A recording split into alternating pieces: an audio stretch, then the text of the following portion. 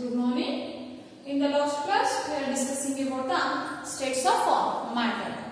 The matter can exist in three different physical states, that is solids, liquids and gases. The same matter can exist in these three physical states, that is ಒಂದೇ matter solid, liquid and gas ಆಗಿ ಏನಾಗುತ್ತೆ exhibit ಆಗುತ್ತೆ. That is depend on the temperature, pressure and also intermolecular forces ಮೇಲೆ ಏನಾಗುತ್ತೆ depend ಆಗುತ್ತೆ. Here, next coming to the next topic, in last class we are discussing about the what are the properties of these three different matter, properties of solids, liquids and gases.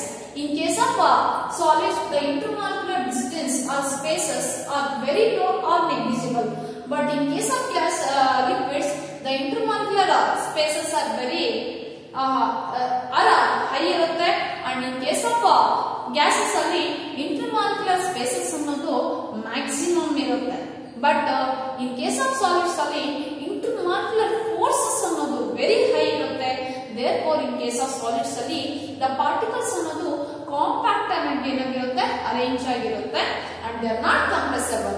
But in case of solids, the intermolecular forces ಅನ್ನೋದು low ಇರುತ್ತೆ, and in case of gases, the intermolecular forces ಅನ್ನೋದು very low ಇರುತ್ತೆ. But in case of solids, liquids and gases ಅಲ್ಲಿ ಮೂರು case ಅಲ್ಲಿ intermolecular forces ಅನ್ನೋದು ಇದ್ದೇ ಇದೆ. But the magnitude ಅನ್ನೋದು ಅಂದ್ರೆ ವ್ಯಾಲ್ಯೂ ಅನ್ನೋದು ಏನಿದೆ change ಇದೆ. But there is a intermolecular forces in gases, liquids and also solids. But the value of these or the magnitude of these intermolecular forces ಅನ್ನೋದು very ಇದೆ.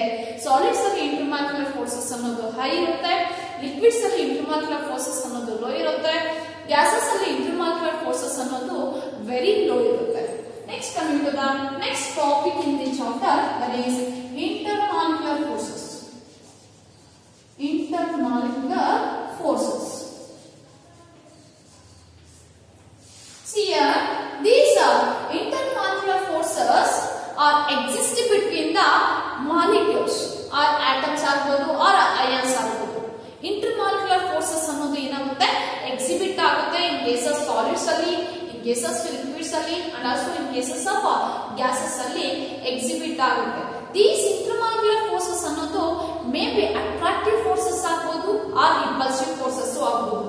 ಅಂದ್ರೆ ಅಟ್ರಾಕ್ಟಿವ್ ಅಂದ್ರೆ molecule and molecule ಮಧ್ಯೆ attractive force ಆಗಬಹುದು or repulsive forces ಆಗಬಹುದು. The attractive forces exhibit between the particles are called as van der Waals forces ಅಂತ ಕರೀತಾರೆ. See here, intermolecular forces ಅನ್ನೋದು ಮಾಲಿಕ್ಯೂಲ್ಸ್ ಮತ್ತೆ ಸಾಲಿಡ್ಸ್ ಆಗಬಹುದು, ಲಿಕ್ವಿಡ್ಸ್ ಆಗಬಹುದು, ಗ್ಯಾಸಸ್ ಆಗಬಹುದು ಎಕ್ಸಿಬಿಟ್ ಆಗೇ ಆಗುತ್ತೆ. Therefore, ಅವುಗಳನ್ನ ನಾವು ಗ್ಯಾಸಸ್ ಆರ್ ಲಿಕ್ವಿಡ್ಸ್ ಅನ್ನ ಏನ್ ಮಾಡ್ತೀವಿ ಕಂಪ್ರೆಸ್ ಮಾಡ್ತೀವಿ. ಕಂಪ್ರೆಸ್ ಮಾಡಿದಾಗ ಪಾರ್ಟಿಕಲ್ಸ್ ಅನ್ನೋದು ಏನ್ ಬರುತ್ತೆ ನಿಯರ್ ಮಾಡುತ್ತೆ due to the intermolecular forces exhibit between the molecules ಮತ್ತೆ. ಈ ಇಂಟರ್ಮಾಲಿಕ್ಯುಲರ್ ಫೋರ್ಸಸ್ ಅನ್ನೋದು ಸಾಲಿಡ್ಸ್ ಅಲ್ಲಿ ಜಾಸ್ತಿ ಇರಬಹುದು, ಗ್ಯಾಸಸ್ ಅಲ್ಲಿ ಕಡಿಮೆ ಇರಬಹುದು. ಆ ಮ್ಯಾಗ್ನಿಟ್ಯೂಡ್ ಅಂದ್ರೆ ಆ ವ್ಯಾಲ್ಯೂ ಅನ್ನೋದು ಹೈ ಆರ್ ಲೋ ಇದೆ. ಬಟ್ ಇಂಟರ್ಮಾಲಿಕ್ಯುಲರ್ ಫೋರ್ಸಸ್ ಅನ್ನೋದು ಏನ್ ಮಾಡುತ್ತೆ ಎಕ್ಸಿಬಿಟ್ ಆಗಲೇ ಆಗುತ್ತೆ. ದಟ್ ಇಂಟರ್ಮಾಲಿಕ್ಯುಲರ್ ಫೋರ್ಸಸ್ ಅನ್ನೋದು ಮೇ ಬಿ ಅಟ್ರಾಕ್ಟಿವ್ ಫೋರ್ಸ್ ಆಗಬಹುದು ಆರ್ ರಿಪಲ್ಸಿವ್ ಫೋರ್ಸ್ ಆಗಬಹುದು. ದ ಅಟ್ರಾಕ್ಟಿವ್ ಇಂಟರ್ಮಾಲಿಕ್ಯುಲರ್ ಫೋರ್ಸಸ್ ಅನ್ನ ನಾವು ವಾನ್ ಡರ್ ವಾಲ್ ಫೋರ್ಸಸ್ ಅಂತ ಕರೀತೀವಿ. The attractive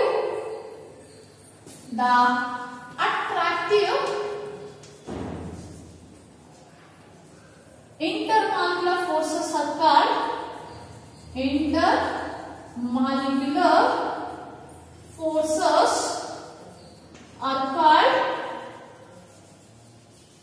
van der Waals forces. Is the name of the scientist van der Waals forces. Van der Waals forces. The attractive intermolecular forces are called as van der Waals forces ಅಂತ ಕರೀತೀವಿ. These van der Waals forces ಅಂದ್ರೆ molecule and molecules ಮತ್ತೆ particles ಮತ್ತೆ ಏನು attractive force, ಆ force ಇದ್ರೇನೆ ಮಾತ್ರ ನಾವು gases R liquids ಅನ್ನ ಏನ್ ಮಾಡಕ್ಕಾಗುತ್ತೆ ಕಂಪ್ರೆಸ್ ಮಾಡಕ್ಕಾಗುತ್ತೆ. ಆ ಫೋರ್ಸ್ ಇದ್ರೆ ಮಾತ್ರ ಪಾರ್ಟಿಕಲ್ಸ್ ಅನ್ನೋದು ಏನ್ ಬರುತ್ತೆ ನಿಯರ್ ಬರುತ್ತೆ. ಸಾಲಿಡ್ಸ್ ಅಲ್ಲಿ ಆ ಫೋರ್ಸ್ ಅನ್ನೋದು ಹೈ ಇದೆ, gas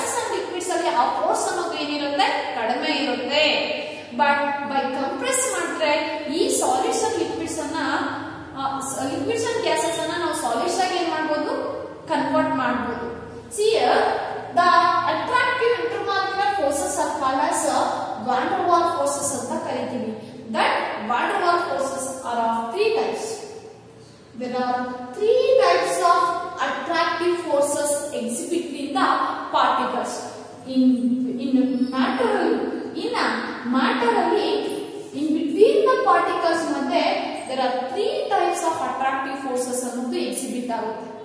In case of matter, in between the particles ಮಧ್ಯೆ there are 3 types of van der Waals forces ಅನ್ನೋದು ಎಕ್ಸಿಬಿಟ್ ಆಗುತ್ತೆ. That is called as, first one is called as dispersion force or London is the name of the scientist. London force ಅಂತ ಕರೀತೀವಿ. London force. These are the types of van der Waals forces that is exhibit between the particles. Dispersion or London force, dipole interaction, dipole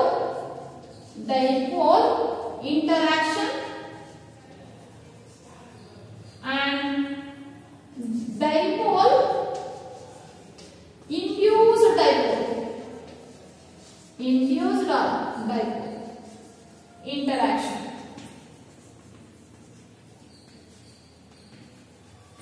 These are the types of van der Waals force which are exhibited between the particles in case of matter.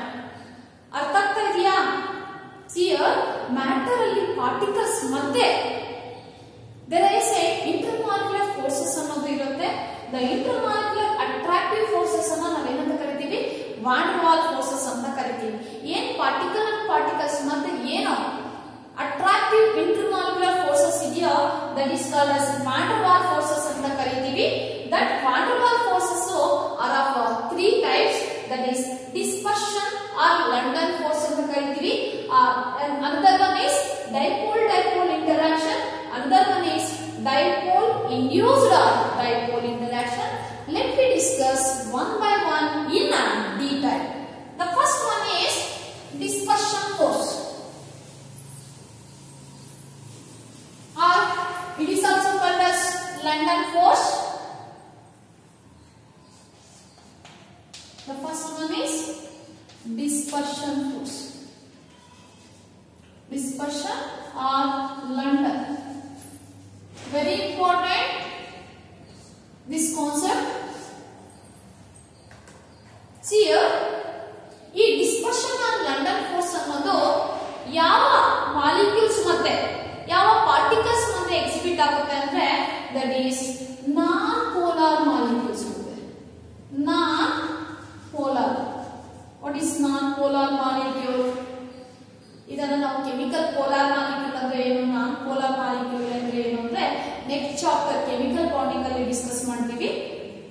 Non polar molecules ಮಧ್ಯೆ polarity ಇರಲ್ಲ ಅಂತ molecules ಮಧ್ಯೆ this dispersion or London force is exhibit between non-polar molecules like H2, N2, O2. ಇವುಗಳ ಮಧ್ಯೆ in between O2 and O2 oxygen and atoms like, and also atoms like noble gases ಮಧ್ಯೆ noble gases helium, neon, argon, krypton, xenon. ಇವುಗಳ ಮಧ್ಯೆ non-polar molecules and atoms like noble gases ಮಧ್ಯೆ dispersion or London force ಅನ್ನೋದು exhibit ಆಗಿರುತ್ತೆ. ನೆನಪಿಲ್ಲಿ ಈ intermolecular forces ಅನ್ನು ನಾವು explain ಮಾಡ್ತಾ ಇದೀವಿ. ಇಂಟರ್ಮಾಲಿಕ್ಯುಲರ್ ಅಟ್ರಾಕ್ಟಿವ್ ಫೋರ್ಸ್ ಏನು, ಒಂದು ಪಾರ್ಟಿಕಲ್ಗೂ ಇನ್ನೊಂದು ಪಾರ್ಟಿಕಲ್ಗೂ ಮ್ಯಾಟರ್, ಯಾವುದೋ ಒಂದು ಮ್ಯಾಟರ್ ಅನ್ನು ತಗೊಂಡಾಗ that particles of the matter having attractive forces ಇರುತ್ತೆ. ದೇರ್ಫೋರ್ ಅವಾಗ ನಾವೇನ್ ಮಾಡಕ್ಕಾಗುತ್ತೆ, ಕಂಪ್ರೆಸ್ ಮಾಡಕ್ಕಾಗುತ್ತೆ. ಆ ಅಟ್ರಾಕ್ಟಿವ್ ಫೋರ್ಸ್ ಏನಿದೆ ಒಂದು ಪಾರ್ಟಿಕಲ್ ಇನ್ನೊಂದು ಪಾರ್ಟಿಕಲ್ ಮತ್ತೆ they are called as van der Waals forces ಅಂತ ಕರಿತೀವಿ. The van der Waals forces are of 3 types ಇದೆ. ಈ ಫೋರ್ಸಸ್ ಅನ್ನೋದು 3 types ಇದೆ. ಒಂದು ಡಿಸ್ಪರ್ಷನ್ ಫೋರ್ಸ್, ಇನ್ನೊಂದು dipole interaction force and dipole induced dipole force ಇರುತ್ತೆ. Let me discuss one by one in detail ಆಗಿ ಡಿಸ್ಕಸ್ ಮಾಡೋಣ. First of all, what is dispersion or London force? ಈ ಫೋರ್ಸ್ ಯಾವ್ದು ಅಂತ ಎಕ್ಸಿಬಿಟ್ ಆಗುತ್ತೆ ಅಂದ್ರೆ ನಾನ್ ಪೋಲಾರ್ ಮಾಲಿಕ್ಯೂಲ್ಸ್ ಅಂದ್ರೆ ಏನು ಪಾರ್ಟಿಕಲ್ಸ್ ನಾವಿಲ್ಲಿ ತಗೊಂಡಿದ್ದೀವಿ, most particles are non polar molecules ಮತ್ತೆ ಎಕ್ಸಿಬಿಟ್ ಆಗುತ್ತೆ. ಆಟಮ್ಸ್ ಲೈಕ್ ನೋಬಲ್ ಗ್ಯಾಸಸ್ ಮತ್ತೆ ಎಕ್ಸಿಬಿಟ್ ಆಗುತ್ತೆ. ಈ force dispersion London force. How they exhibit, ಯಾವ ತರ ಈ ಡಿಸ್ಕಷನ್ ಲಂಡನ್ ಕೋರ್ಸ್ ಅನ್ನೋದು ಎಕ್ಸಿಬಿಟ್ ಆಗುತ್ತೆ ಅಂದ್ರೆ, let us consider atom A. ಒಂದು ಆಟಮ್ ಎ ನ ಕನ್ಸಿಡರ್ ಮಾಡ್ಕೊಂಡಿದ್ದೀನಿ. ಆಟಮ್ ಅಂತಾಗ ಜನರಲಿ ಸ್ಪೆರಿಕಲ್ ಶೇಪ್, ನಾನು ಸ್ಪೆರಿಕಲ್ ಶೇಪ್ ಅಲ್ಲ ಬರ್ಕೊಂಡಿದ್ದೀನಿ. ಈ ಆಟಮ್ ಸ್ಟ್ರಕ್ಚರ್ ಆಫ್ ಆಟಮ್ ಅಲ್ಲಿ ಚಾಪ್ಟರ್ ಅಲ್ಲಿ ನಾವು ಆಟಮ್ ಬಗ್ಗೆ ಡಿಸ್ಕಸ್ ಮಾಡ್ತೀವಿ. ಆಟಮ್ ಎ ಅನ್ನೋದು ಆಟಮ್, ಯಾವುದೇ ಒಂದು ಆಟಮ್ ಅನ್ನ ತಗೊಂಡಾಗ ಅಲ್ಲಿ ಎಲೆಕ್ಟ್ರಾನ್ ಡೆನ್ಸಿಟಿ ಅನ್ನೋದು, ಎಲೆಕ್ಟ್ರಾನ್ಸ್ ಅನ್ನೋದು ಜನರಲ್ ಆಗಿ atom is spherical in shape.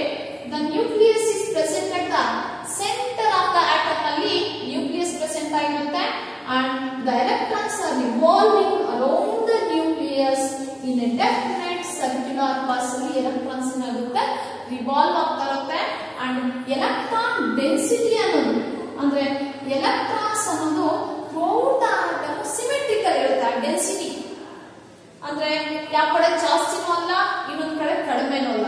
But ನೀವು ಆಟಮ್ಸ್ ಬಿಟ್ಟು ಅಂಡ್ ನಾನ್ ಪೋಲಾರ್ ಅಲ್ಲೂ ಅಷ್ಟೇ ಎಲೆಕ್ಟ್ರಾನ್ ಡೆನ್ಸಿಟಿ ಅನ್ನೋದು ಥ್ರೂಔಟ್ ದ ಮಾಲಿಕ್ಯೂಲ್ ಏನಿರುತ್ತೆ ಈಕ್ವಲ್ ಇರುತ್ತೆ. ಬಟ್ ಪೋಲಾರ್ ಮಾಲಿಕ್ಯೂಲ್ಸ್ ತಗೊಂಡಾಗ ಲೈಕ್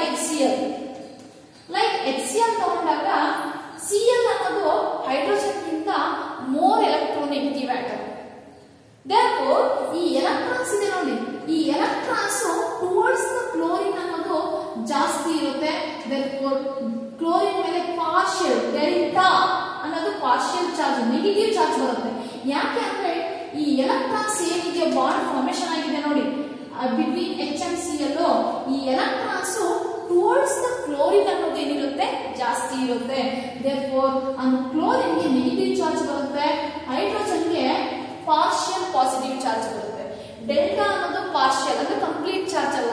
ಫಾರ್ ಎಕ್ಸಾಂಪಲ್ ನೀವು ಸೋಡಿಯಂ ಕ್ಲೋರೈಡ್ ತಗೊಂಡಾಗ sodium chloride how it is formed, sodium ಒಂದು ಎಲೆಕ್ಟ್ರಾನ್ ಪಾಸ್ ಮಾಡ್ಕೊಂಡು ಪಾಸಿಟಿವ್ ಚಾರ್ಜ್ ಇರುತ್ತೆ, ಕ್ಲೋರಿನ್ ಒಂದು ಎಲೆಕ್ಟ್ರಾನ್ ಗೇನ್ ಮಾಡ್ಕೊಂಡು ನೆಗೆಟಿವ್ ಚಾರ್ಜ್ ಬಂದು ಸೋಡಿಯಂ ಕ್ಲೋರೈಡ್ ಅನ್ನೋದು ಫಾರ್ಮ್ ಆಗುತ್ತೆ.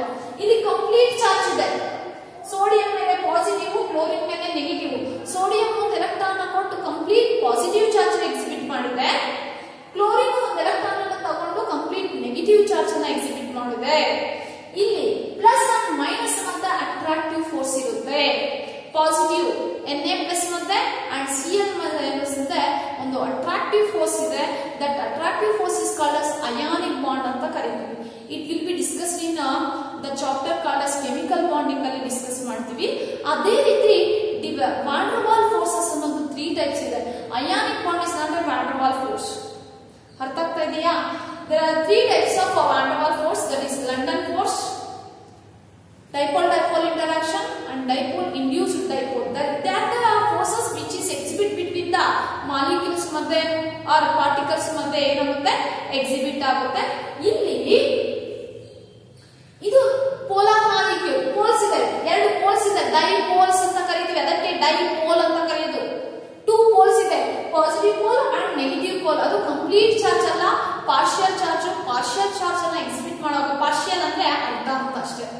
ಪಾರ್ಷಿಯಲ್ ಚಾರ್ಜ್ ಅನ್ನ ಇಲ್ಲಿ ಎಕ್ಸಿಬಿಟ್ ಬರೆಯುವಾಗ ನಾವು ಡೆಲ್ಟಾ ಅನ್ನೋದು ಏನ್ ಮಾಡ್ತಾ ಇದೀನಿ ಯೂಸ್ ಮಾಡ್ತೀವಿ. ಕಂಪ್ಲೀಟ್ ಚಾರ್ಜ್ ಅನ್ನ ಬರೆಯುವಾಗ ನಾವು ಡೆಲ್ಟಾ ಅಂತ ಯೂಸ್ ಮಾಡಲ್ಲ, ಪಾರ್ಷಿಯಲ್ ಚಾರ್ಜ್ ಅನ್ನ ಬರೆಯುವಾಗ ಮಾತ್ರ ಡೆಲ್ಟಾ ಅಂತ ಯೂಸ್ ಮಾಡ್ತೀವಿ. ಇದು ಪೋಲಾರ್ ಮಾಲಿಕ್ಯೂಲ್. ಬಟ್ H2 ಅನ್ನೋದು ನಾನ್ ಪೋಲಾರ್ ಮಾಲಿಕ್ಯೂಲ್. ಎರಡು ಸೇಮ್ ಎಲಿಮೆಂಟ್ಸ್, ಎರಡಕ್ಕೂ ಎಲೆಕ್ಟ್ರಾನ್ ನೆಗೆಟಿವಿಟಿ ಅನ್ನೋದು ಏನಿರುತ್ತೆ ಸೇಮ್ ಇರುತ್ತೆ. ಅಂದ್ರೆ ಈ ಎಲೆಕ್ಟ್ರಾನ್ಸ್ ಅನ್ನ ಅಟ್ರಾಕ್ಟ್ ಮಾಡೋ ಕೆಪಾಸಿಟಿ ಎರಡಕ್ಕೂ ಸೇಮ್ ಇರುತ್ತೆ. therefore there is no formation of dipoles. dipoles ಅನ್ನೋದು ಏನಾಗಲ್ಲ, ಕ್ರಿಯೇಟ್ ಆಗಲ್ಲ. ಬಟ್ ಇಲ್ಲಿ H ಬೇರೆ Cl ಬೇರೆ, Cl ಗೆ ಎಲೆಕ್ಟ್ರಾನ್ ನೆಗೆಟಿವಿಟಿ ಅನ್ನೋದು ಜಾಸ್ತಿ ಇರುತ್ತೆ. therefore ಈ ಎಲೆಕ್ಟ್ರಾನ್ ಡೆನ್ಸಿಟಿ ಅನ್ನೋದು ಕ್ಲೋರಿನ್ ಮೇಲೆ ಜಾಸ್ತಿ ಹೋಗಿ ಅದು ನೆಗೆಟಿವ್ ಚಾರ್ಜ್ ಅನ್ನ ಕ್ಯಾರಿ ಮಾಡುತ್ತೆ, ಇದು ಪಾಸಿಟಿವ್ ಚಾರ್ಜ್ ಅನ್ನ ಕ್ಯಾರಿ ಮಾಡುತ್ತೆ. ಬಟ್ H2 ದಲ್ಲಿ the bond is formation between 2 similar atoms ಮತ್ತೆ bond formation ಆಗಿದೆ. therefore ಈ ಎಲೆಕ್ಟ್ರಾನ್ಸ್ ಅನ್ನ ಏನು ಇನ್ವಾಲ್ವ್ ಆಗಿತ್ತು ಈ ಬಾಂಡ್ ಅಲ್ಲಿ, ಎಲೆಕ್ಟ್ರಾನ್ಸ್ ಅನ್ನ ಈಕ್ವಲ್ ಆಗಿ ಎರಡೂ ಡಿಸ್ಟ್ರಿಬ್ಯೂಷನ್ ಮಾಡ್ಕೊಂಡಿರುತ್ತೆ, ಎರಡೂ share ಮಾಡ್ಕೊಂಡಿರುತ್ತೆ. therefore there is no formation of dipoles. ಇಲ್ಲಿ dipoles ಅನ್ನೋದು ಕ್ರಿಯೇಟ್ ಆಗಿಲ್ಲ. ಅಂತ ಆಟಮ್ಸ್ ಮತ್ತೆ ಈ ಡಿಸ್ಪರ್ಷನ್ ಆರ್ ಲಂಡನ್ ಫೋರ್ಸ್ ಅನ್ನೋದು ಏನ್ ಮಾಡುತ್ತೆ ಎಕ್ಸಿಬಿಟ್ ಆಗುತ್ತೆ. ಯಾವುದು ಮತ್ತೆ ನಾನ್ ಪೋಲಾರ್ ಮಾಲಿಕ್ಯೂಲ್ಸ್ ಅಲ್ಲಿ ಆಟಮ್ಸ್ ಅಲ್ಲಿ like helium, neon, argon, krypton ಅವುಗಳಲ್ಲಿ ಏನಾಗುತ್ತೆ ಅಂದ್ರೆ ಈ ಡಿಸ್ಪರ್ಷನ್ ಆರ್ ಲಂಡನ್ ಫೋರ್ಸ್ ಅನ್ನೋದು ಎಕ್ಸಿಬಿಟ್ ಆಗುತ್ತೆ. ಸಿ ಹಿಯರ್ ಆಟಮ್ಸ್ ಅಲ್ಲಿ ಆಗ್ಬೋದು ಆ ನಾನ್ ಪೋಲಾರ್ ಮಾಲಿಕ್ಯೂಲ್ಸ್ ಅಲ್ಲಿ ಎಲೆಕ್ಟ್ರಾನ್ ಡೆನ್ಸಿಟಿ ಅನ್ನೋದು ಎಲ್ಲಾ ಕಡೆ ಏನಿರುತ್ತೆ ಈಕ್ವಲ್ ಇರುತ್ತೆ, ಸಿಮಿಲರ್ ಇರುತ್ತೆ. ಎಲೆಕ್ಟ್ರಾನ್ ಡೆನ್ಸಿಟಿ ಅನ್ನೋದು ಎಲ್ಲಾ ಕಡೆನೂ ಏನಿರುತ್ತೆ ಸಿಮಿಲರ್ ಇರುತ್ತೆ. ಆಟಮ್ಸ್ ಅಲ್ಲಿ ತಗೊಳ್ಳಿ, ನಾನ್ ಪೋಲಾರ್ ಮಾಲಿಕ್ಯೂಲ್ಸ್ ಅಲ್ಲಿ ತಗೊಂಡ್ರು ಎಲೆಕ್ಟ್ರಾನ್ ಡೆನ್ಸಿಟಿ ಅನ್ನೋದು ಈಕ್ವಲ್ ಆಗಿ ಎಲ್ಲಾ ಕಡೆನೂ ಡಿಸ್ಟ್ರಿಬ್ಯೂಷನ್ ಆಗಿರುತ್ತೆ. ಬಟ್ ಪೋಲಾರ್ ಅಲ್ಲ, ಈ ಕಡೆ ಡೆನ್ಸಿಟಿ ಜಾಸ್ತಿ, ಈ ಕಡೆ ಪೋಲಾರಿ, ಈ ಕಡೆ ಪೋಲಾರಿ ಡೆನ್ಸಿಟಿ ಅನ್ನೋದು ಏನಿದೆ ಕಡಿಮೆ ಇದೆ. But polar non polar molecules ಅಲ್ಲಿ ಅಂಡ್ ಆಟಮ್ಸ್ ಅಲ್ಲಿ ಎಲ್ಲಾ ಕಡೆನೂ ಎಲ್ಲಾ ಡೈರೆಕ್ಷನ್ ಅಲ್ಲಿ ಎಲೆಕ್ಟ್ರಾನ್ ಡೆನ್ಸಿಟಿ ಅನ್ನೋದು ಸೇಮ್ ಇರುತ್ತೆ. ಅಂತ ಕೇಸಲ್ಲಿ ಫಾರ್ ಎಕ್ಸಾಂಪಲ್ ಆಟಮ್ ಎ ಯಾವುದೇ ಒಂದು ಆಟಮ್ ತಗೊಳ್ಳಿ, ಸೆಂಟ್ರಲ್ ಪಾಸಿಟಿವ್ಲಿ ಚಾರ್ಜ್ ನ್ಯೂಕ್ಲಿಯಸ್ ಇರುತ್ತೆ and the electrons R revolving around the nucleus in a definite circular path ಅಲ್ಲಿ ರಿವಾಲ್ವ್ ಆಗುತ್ತೆ. ಒಂದು ವೇಳೆ ಅಟ್ ದಟ್ ಇನ್ಸ್ಟೆಂಟ್ ಅಲ್ಲಿ ಫಾರ್ ಎಕ್ಸಾಂಪಲ್ ಎಲೆಕ್ಟ್ರಾನ್ ಏನು ನಿಮ್ಗೆ ಅಲ್ಲೇ ಕೂತ್ಕೊಂಡಿರಲ್ಲ, ಎಲೆಕ್ಟ್ರಾನ್ ಕಂಟಿನ್ಯೂಸ್ ಆಗಿ ಅರೌಂಡ್ ದ ನ್ಯೂಕ್ಲಿಯಸ್ ಏನಂತ ಸುತ್ತಾ ಇರುತ್ತೆ. ಅಟ್ ದಟ್ ಇನ್ಸ್ಟೆಂಟ್ ಅಲ್ಲಿ ಒಂದು ವೇಳೆ ಎಲೆಕ್ಟ್ರಾನ್ ಇಲ್ಲಿದೆ ಅನ್ಕೊಳ್ಳಿ, electron charges negative, therefore electron density ಅನ್ನೋದು ಈ ಕಡೆ ಜಾಸ್ತಿ ಇದೆ. ಎಲೆಕ್ಟ್ರಾನ್ ಡೆನ್ಸಿಟಿ ಅನ್ನೋದು ಇವಾಗ ಇಲ್ಲಿ ಜಾಸ್ತಿ ಇದೆ, ಈ ಕಡೆ ಎಲೆಕ್ಟ್ರಾನ್ಸ್ ಕಡಿಮೆ ಇದೆ ಅನ್ಕೊಳ್ಳಿ. Electron density at that instant ಈ ಕಡೆ ಜಾಸ್ತಿ ಇದೆ ಅನ್ಕೊಳ್ಳಿ. ಅವಾಗ ಏನಾಗುತ್ತೆ ಅಂದ್ರೆ ಇಂಥ ಆಟಮ್ ಎ ಪಕ್ಕ ಆಟಮ್ ಬಿ ಅನ್ನ ಪ್ಲೇಸ್ ಮಾಡ್ತಾರೆ. ಆಟಮ್ ಬಿ ಅಲ್ಲೂ ಕೂಡ ಸೇಮ್ ಎಲೆಕ್ಟ್ರಾನ್ ಡೆನ್ಸಿಟಿ ಅನ್ನೋದು ಎಲ್ಲಾ ಡೈರೆಕ್ಷನ್ ಅಲ್ಲಿ ಏನಾಗಿರುತ್ತೆ ಈಕ್ವಲ್ ಆಗಿ ಏನಾಗಿರುತ್ತೆ ಡಿಸ್ಟ್ರಿಬ್ಯೂಷನ್ ಆಗಿರುತ್ತೆ. ಆಟಮ್ ಎ ಅಲ್ಲಿ ಅಟ್ ದಟ್ ಇನ್ಸ್ಟೆಂಟ್ ಅಲ್ಲಿ ಎಲೆಕ್ಟ್ರಾನ್ ಡೆನ್ಸಿಟಿ ಅನ್ನೋದು ಈ ಕಡೆ ಜಾಸ್ತಿ ಆದಾಗ ಈ ತರ ನಾನು ಬರ್ಕೊಂತೀನಿ. ಅಂದ್ರೆ ಇಲ್ಲಿ ಎಲೆಕ್ಟ್ರಾನ್ ಡೆನ್ಸಿಟಿ ಜಾಸ್ತಿ ಇದೆ, ಈ ಕಡೆ ಪಾಸಿಟಿವ್ ಚಾರ್ಜ್ ಅಂದ್ರೆ ಪಾಸಿಟಿವ್ ಚಾರ್ಜ್ ಅಂದ್ರೆ nucleus centre of the atom ಅನ್ನ ನಾವು ನ್ಯೂಕ್ಲಿಯಸ್ ಅಂತ ಕರಿತೀವಿ. It is positive charge and electron carries negative charge.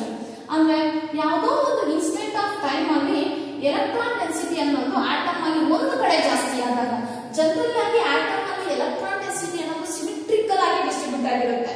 But at that instant ಯಾವುದೋ ಒಂದು ಟೈಮ್ ಆಫ್ ಇನ್ಸ್ಟೆಂಟ್ ಅಲ್ಲಿ ಎಲೆಕ್ಟ್ರಾನ್ ಡೆನ್ಸಿಟಿ ಅನ್ನೋದು ಒಂದು ಆಟಮ್ ಅಲ್ಲಿ ಒಂದು ಕಡೆ ಜಾಸ್ತಿ ಆದಾಗ, ಆಟಮ್ ಎ ಈ ಕಡೆ ಜಾಸ್ತಿ ಇದೆ. ಇವಾಗ ಸ್ವಲ್ಪ ನೋಡಿ ಡೈಪೋಲ್ಸ್ ಕ್ರಿಯೇಟ್ ಆದಂಗಿದೆ, ಈ ಕಡೆ ನೆಗೆಟಿವ್ ಪೋಲು, ಈ ಕಡೆ ಪಾಸಿಟಿವ್ ಪೋಲು.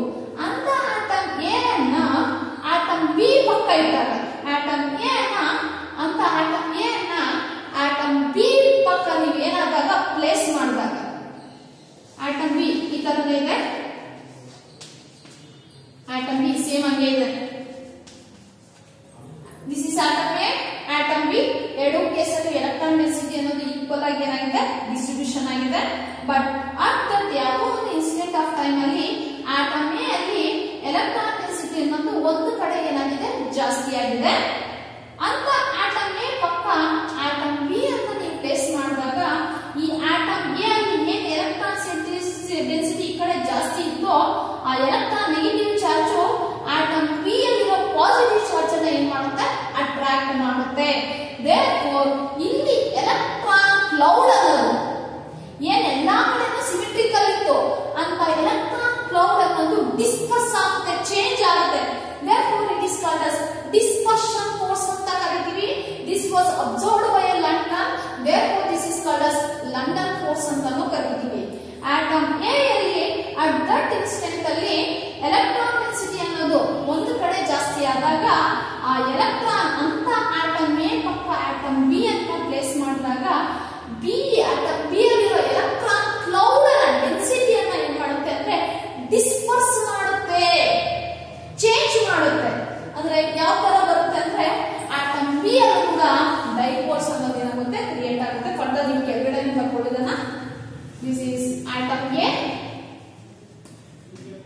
ಈ ಕಡೆ ಎಲೆಕ್ಟ್ರಾನ್ ಡೆನ್ಸಿಟಿ ಕಡಿಮೆ, ಈ ಕಡೆ ಎಲೆಕ್ಟ್ರಾನ್ ಡೆನ್ಸಿಟಿ ಜಾಸ್ತಿ ಇತ್ತು. ಇಂಥ ಆಟಮ್ ಅನ್ನ ಬಿ ಪಕ್ಕ ಇಟ್ಟಿದ್ದೀರಾ, ಆಟಮ್ ಬಿ ಅನ್ನು ಕೂಡ ಎಲೆಕ್ಟ್ರಾನ್ ಕ್ಲೌಡ್ ಅನ್ನ ಡಿಸ್ಪರ್ಸ್ ಮಾಡುತ್ತೆ. ನೆಗೆಟಿವ್ ಚಾರ್ಜ್ ಪಾಸಿಟಿವ್ ಚಾರ್ಜ್ ಅನ್ನು ಅಟ್ರಾಕ್ಟ್ ಮಾಡುತ್ತೆ ಅಂಡ್ ಎಲೆಕ್ಟ್ರಾನ್ ಡೆನ್ಸಿಟಿ ಇನ್ನೊಂದು ಕಡೆ ಏನಾಗುತ್ತೆ, ಜಾಸ್ತಿ ಆಗುತ್ತೆ. This is atom B. Atom B and negative and positive pole ಮತ್ತೆ ಒಂದು ಅಟ್ರಾಕ್ಟಿವ್ ಫೋರ್ಸ್ ಅನ್ನೋದು ಎಕ್ಸಿಬಿಟ್ ಆಗುತ್ತಲ್ವಾ, that this attractive force is called as dispersion force ಅಂತ ಕರೀತೀವಿ. dispersion force. this force ಅಂದ್ರೆ ಇಲ್ಲೂ ಡೈಪೋಲ್ ಇಲ್ಲ, ಇಲ್ಲೂ ಡೈಪೋಲ್ ಇಲ್ಲ, ಬಟ್ ಹಿಯರ್ ಇಲ್ಲೂ ಡೈಪೋಲ್ಸ್ ಇಲ್ಲ, ಇಲ್ಲೂ ಡೈಪೋಲ್ಸ್ ಇಲ್ಲ. ಯಾರು ಆಟಮ್ ಜಸ್ಟ್ ಎಲ್ಲಾ ಕಡೆನೂ ಎಲ್ಲಾ ಡೈರೆಕ್ಷನ್ ಅಲ್ಲಿ ಎಲೆಕ್ಟ್ರಾನ್ ಡೆನ್ಸಿಟಿ ಅನ್ನೋದು ಸೇಮ್ ಇರುತ್ತೆ. ಒಂದ್ ಕಡೆ ಜಾಸ್ತಿ ಅಲ್ಲ, ಒಂದ್ ಕಡೆ ಕಡಿಮೆ ಅಲ್ಲ. ಆಟಮ್ಸ್ ಅಲ್ಲಿ ಎಲೆಕ್ಟ್ರಾನ್ ಡೆನ್ಸಿಟಿ ಎಲ್ಲಾ ಕಡೆ ಡೈರೆಕ್ಷನ್ಸ್ ಅಲ್ಲೂ ಸೇಮ್ ಇರುತ್ತೆ.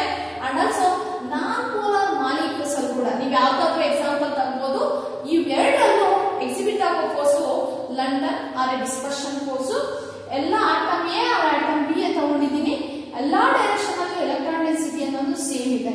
ಬಟ್ ಆಟಮ್ ಎ ಅಲ್ಲಿ ಅಟ್ ದಟ್ ಇನ್ಸ್ಟೆನ್ಸ್ ಅಲ್ಲಿ ಒಂದು ಕಡೆ at that instant it is not a permanent, it is a temporary force. Dispersion force ಅನ್ನೋದು ಅಟ್ ದಟ್ ಇನ್ಸ್ಟೆಂಟ್ ಅಲ್ಲಿ ಆಟಮ್ ಎ ಅಲ್ಲಿ ಒಂದು ಕಡೆ ಎಲೆಕ್ಟ್ರಾನ್ ಡೆನ್ಸಿಟಿ ಅನ್ನೋದು ಜಾಸ್ತಿ ಆದಾಗ ಅಂತ ಆಟಮ್ ಎ ಮತ್ತು ಆಟಮ್ ಬಿ ಅನ್ನು ನೀವು ಪ್ಲೇಸ್ ಮಾಡಿದಾಗ ಆಟಮ್ ಬಿ ಅಲ್ಲಿ ಏನ್ ಎಲೆಕ್ಟ್ರಾನ್ ಡೆನ್ಸಿಟಿ ಎಲ್ಲಾ ಡೈರೆಕ್ಷನ್ ಅಲ್ಲಿ ಸೇಮ್ ಇತ್ತೋ ಅದನ್ನ ಆಟಮ್ ಎ ಅನ್ನೋದು ಡಿಸ್ಪರ್ಸ್ ಮಾಡುತ್ತೆ.